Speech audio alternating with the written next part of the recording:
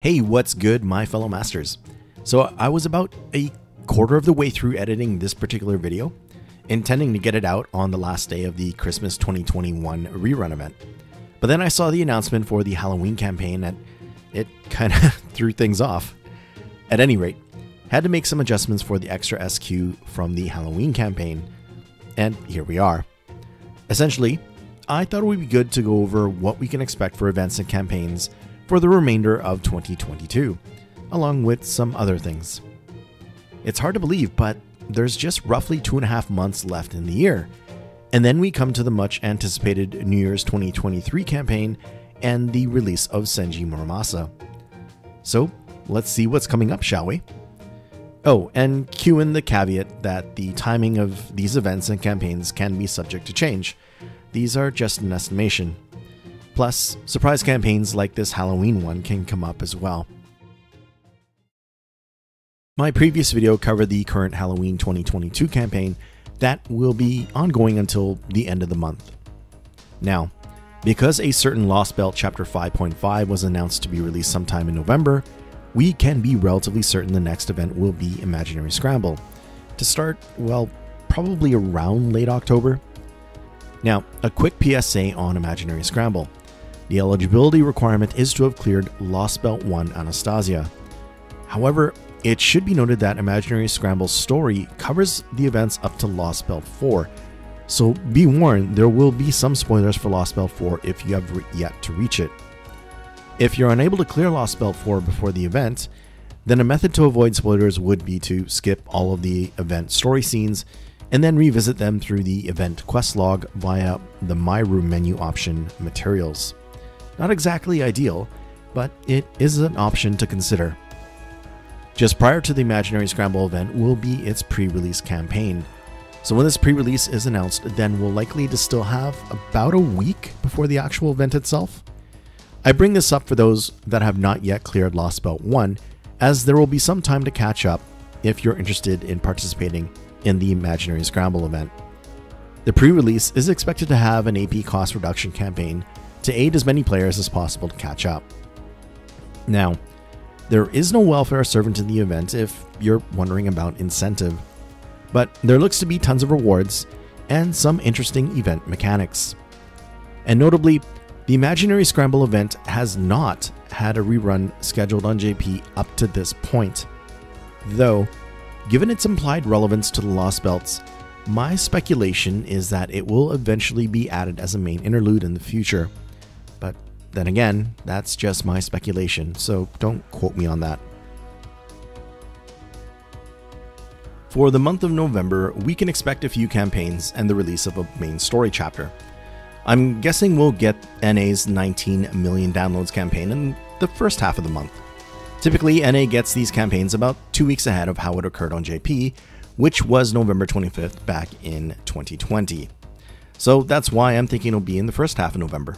So look forward to this campaign's goodies like SQ and tickets, among other things. As mentioned, the Kagekiyo Lost Belt is anticipated to release, and I think it'll be during the mid to second half of November. First, there will be a pre-release campaign for Kagekiyo, and once that's announced, we can expect for this actual Lost Belt chapter to unlock about a week later. Naturally, since Kagekiyo is part of the main story, you will need to have cleared Lost Belt 5.2 Olympus in order to access it. However, there is another story chapter to consider as well. It is recommended to have cleared the Part 1.5 Epic of Remnant Shimosa chapter to avoid spoilers that are in the Kagekiyo story. So if you're all caught up on the Lost Belts but have yet to touch Shimosa, then try to take the opportunity to do so prior to Kagekiyo. Closing out November will likely be the Thanksgiving campaign for 2022. Hopefully it will have some nice rewards, including SQ, but it's difficult to say. Though there will definitely be a rotating banner featuring a number of 5-star servants, which could be a good or bad thing depending on your SQ situation. Likely to start at the beginning of December will be the FGO Advent Calendar campaign that has come to be a regular fixture for NA leading up to Christmas. Definitely lots of rewards to be expected from this campaign, as it basically has a month-long login bonus.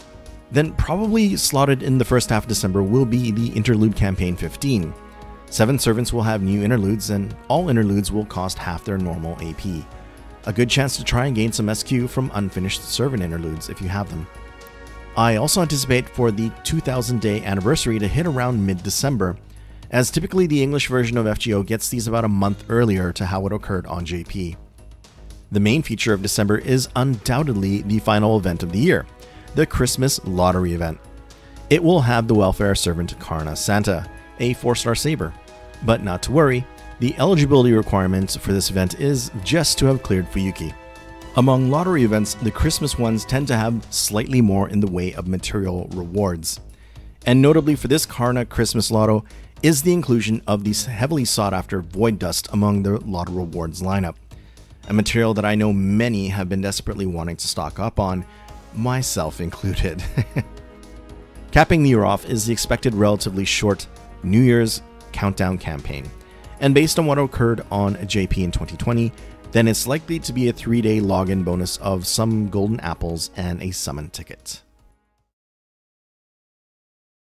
Backtracking a bit to the Karna Christmas 2022 Lotto, and speaking about apples, I suspect this may be a topic of interest, especially if you happen to use up a significant amount during the Land of Shadows Lotto event back in September.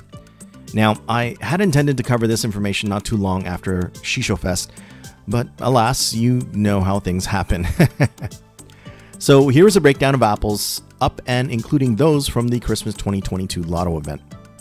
From the Nightingale Christmas rerun, hopefully you were able to be conservative with the apples gained from this event.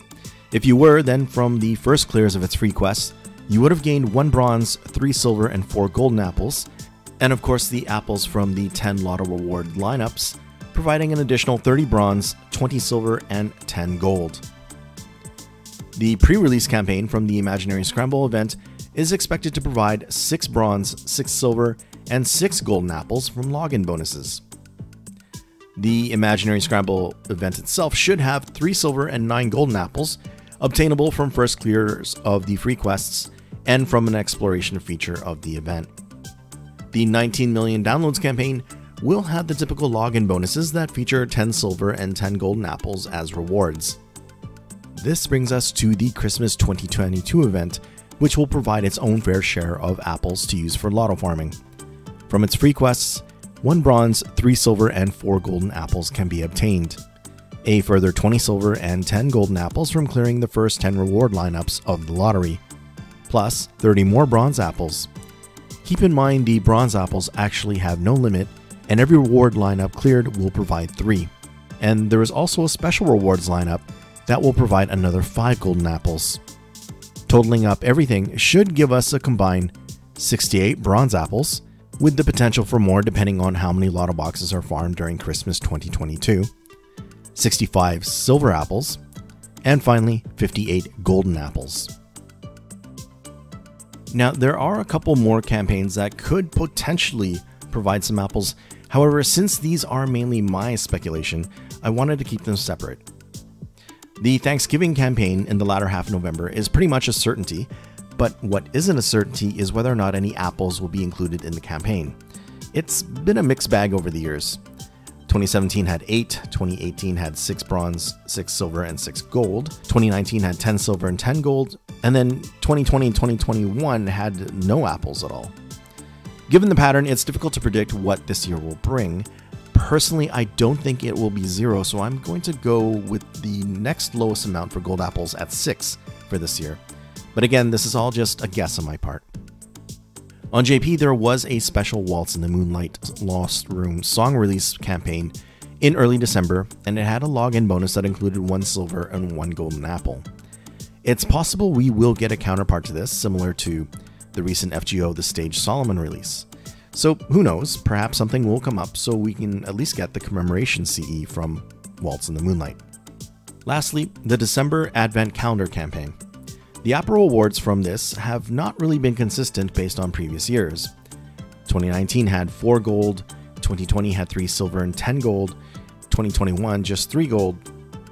I do think there will be at least a few golden apples in the login bonus for this year, but I'll probably hold my expectation to just 3, basing it on the lowest amount from the past. So that is an additional total of 1 silver and 10 golden apples from potential campaigns I would consider speculative. There is a way to scrounge up a few more golden apples provided you start now, and that's by raising the bond levels of your 1 or 2 star servants. As indicated here, you can receive 1 golden apple when a 1-star servant reaches bond levels 6, 7, and 8. For 2 stars, it's just bond levels 6 and 7. So if your party costs will allow for it, put at least 1 bronze rarity servant in your backline to raise their bond to the appropriate levels. Hopefully, by the time December comes, you can get a few extra golden apples from it. So it's not too much longer until we will be ringing in the new year, just around 75 days away as I record this.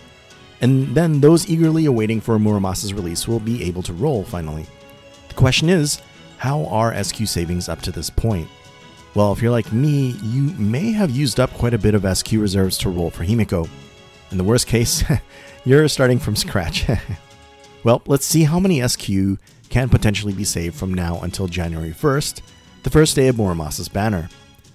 Saving from October 19th, the time of this recording.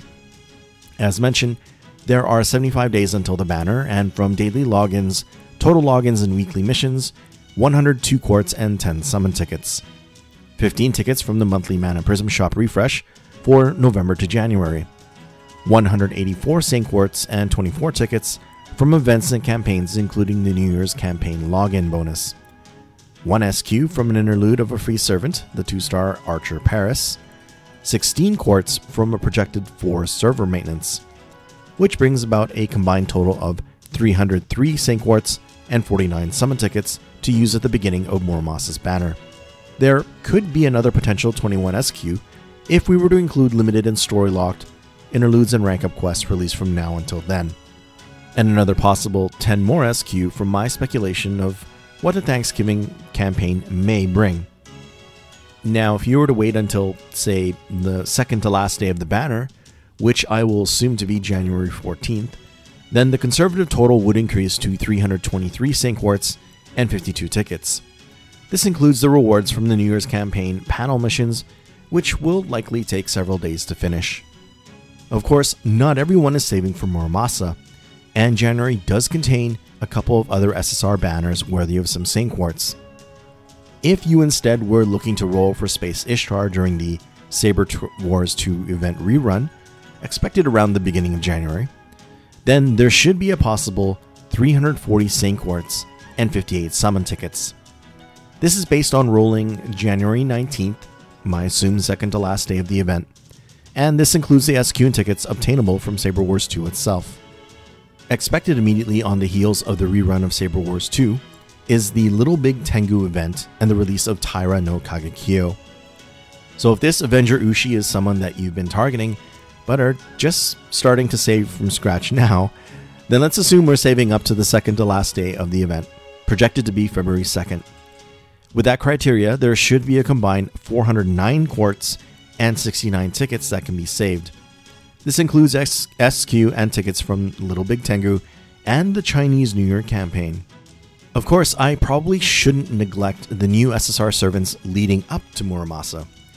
So, jumping back, we have Gogh Nemo, Ashiya Douman, Ibuki Douji, and Vritra, all servants I know quite a few are waiting for.